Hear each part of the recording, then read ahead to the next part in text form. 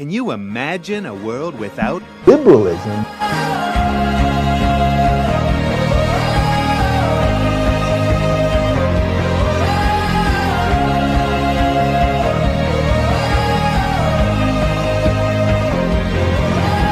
Hello, hello, hello! Welcome to another Whitepill Wednesday. This one's going to be fairly short, because I have stuff to do.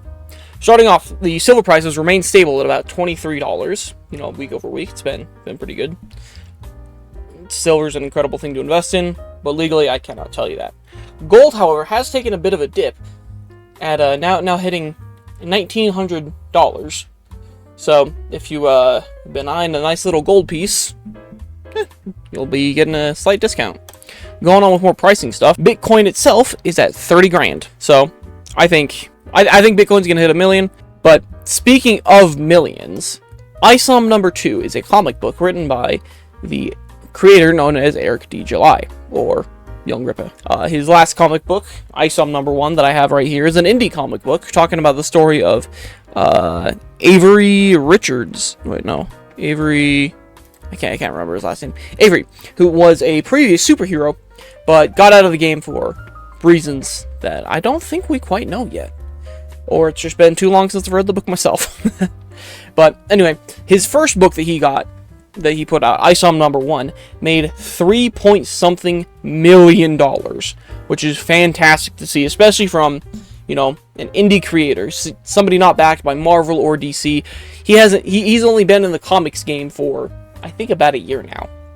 And his ISOM number 2 is approaching 2 million as well, proving that the first ISOM book was not just a fluke, but people are actually passionate. People do care about comics. They want these superheroes. They want these positive role models in not only their lives, but their kids' lives as well. I'm gonna loan my ISOM to my little brother, who's been, really digging the Spider-Man books. However, the new Spider-Man books that are all out are about Peter Parker being a bit of a cuckold. So I don't want my little brother to read those. Instead, I'm going to, get him the older Spider-Man comics and some new books, like ISOM. And one of the other really cool things that they're doing is they're donating books to, it's official art. It looks really good. This is not indie stuff. Look at that. Fantastic. They'll be donating a handful of their books. I think I had it. Anyway, yeah, they'll be donating a bunch of their books to, kids in need, which is fantastic. Another thing that is needed is the ATF to get reined in their powers on. They've been completely out of control recently. And so a Texas court has rejected the ATF's final rule on frames and receivers. Reading from Chris Egger. A federal judge in the Northern District of Texas last week vacated the ATF's final frame or receiver rule, citing the agency didn't have authority to establish such a mandate. The ATF's controversial new rulemaking, which treated unfinished frames and receivers the same as if they were complete and functional firearms, took effect last August. At least 2 lawsuits challenging the rule in court, one by Gun Owners of America and attorneys general from 17 states, and another by Firearms Policy Coalition, unsuccessfully sought injunctions to bar the rule from taking effect. It is the FPC-backed case, Vanderstock v. Garland, which resulted in an order against the ATF rule. In his 38-page ruling issued June 30th, U.S. District Judge Reed O'Connor noted, "This case presents a question of whether the federal government may lawfully regulate partially manufactured firearms components, related firearm products, and other tools and materials in keeping with the Gun Control Act of 1968. 1960. It's been a long day." Going on to say, because the court concludes that the government cannot regulate those items without violating federal law, the court holds that the government's recently enacted final rule is unlawful agency action taken in excess of the ATF statutory jurisdiction. On this basis, the court vacates the final rule. Further, he held that the government's argument that the ATF had made such sweeping rule changes in the past without congressional approval was flawed. If these administrative records show, as defendants contend, the ATF has previously regulated components that are not yet frames or receivers, but could be readily converted into such items, then the historical practice does nothing more than confirm that the agency has, perhaps in multiple specific instances over several decades, exceeded the lawful bounds of its statutory jurisdiction, said O'Connor. So, to see the ATF reined in, even in the slightest way, to say that, oh yeah, you can now sell Glock lowers, and you don't need to register them as firearms and then just let the customer finish the gun himself, is really good to see. It'll help bring a lot more people into their own manufacture of guns, even if it's just drilling a couple of holes and putting some springs together. Going along with the guns thing, the guns motif, I guess you could say, Trex Arms, fantastic company, has a decent little sale for targets as well as a couple of chest rigs. I highly recommend. I've used a lot of these Trex targets before when I'm doing training with my buddies out in the desert. Fantastic. And come my paycheck, Friday actually, I'll be picking up one of these ready rigs, because small little rig, I want something small, something that isn't really as sweaty. I promise I'll still go to the gym with my big heavy one. I just want something a little bit lighter and nicer, so I'm not coming away from range today completely soaked in sweat. But I'm not the only one, and Trex Arms isn't the only one who is selling gun accessories. Advanced Warfighting Solutions, AWSIN.com, also is. I was, hoping like, I'll talk about Trex Arms, and then I can go over to the AWS, to talk about how they've got some of their stuff for sale. I personally have their SMLE War Belt.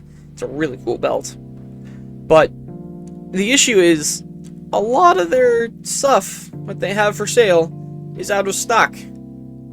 Which means that a lot of Americans are taking their preparedness seriously. And that's a good thing. I really like seeing that. And you don't have to be unprepared as well. You can either pick some of the stuff up that isn't on sale, or find it somewhere else through some form of military surplus. Real quick, let's look at the belt system. It's really cool. Here we go. So pretty much, it's two belts. You've got, that's all the extra stuff. Okay. Yeah, so you got two belts.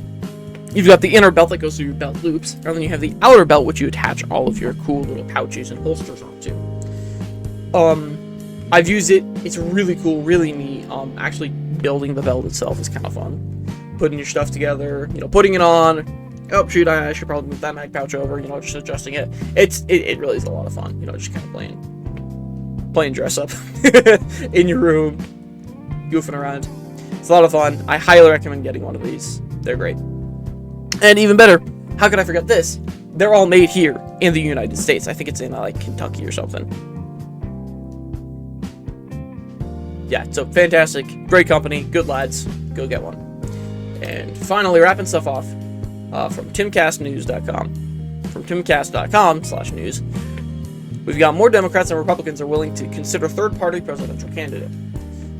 This is fantastic, especially for the 2024 election race, because if the Democrats are divided between Joe Biden and RFK Jr., who I do like RFK Jr. He talks about some good stuff. He definitely does have some deal breakers for me, but I do like that he himself is, showing up, and that the Democrats are having their own little MAGA movement, you could call it, within their party, as the Republicans have had the MAGA movement within them.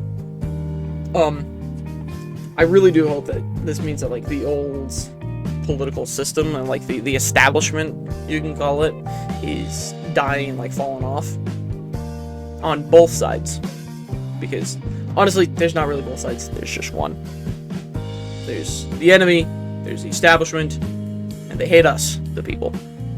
Well, let's read a little bit. Who wrote this? Cassandra McDonald. More Democrats and Republicans are willing to consider a third-party presidential candidate if Joe Biden and former President Donald Trump are the nominees, according to a new poll. The NBC News poll found that 45% of Democrats say they'd consider backing a third-party independent presidential candidate, compared to 34% of Republicans who said the same. A majority of Hispanic voters, young voters age 18 to 34, Democrats, who backed progressive Senator Elizabeth Warren and Bernie Sanders in the 2020 Democratic primary, and black voters say they're open to considering a third-party or independent presidential candidate in a Biden-Trump rematch, the pollsters found. Even among Republicans, who say they primarily support the Republican Party over Trump, 47% would consider a third-party or independent candidate, while 50% said they would not. The majority of all voters, 53%, said that they would not consider voting third-party in another Biden versus Trump matchup.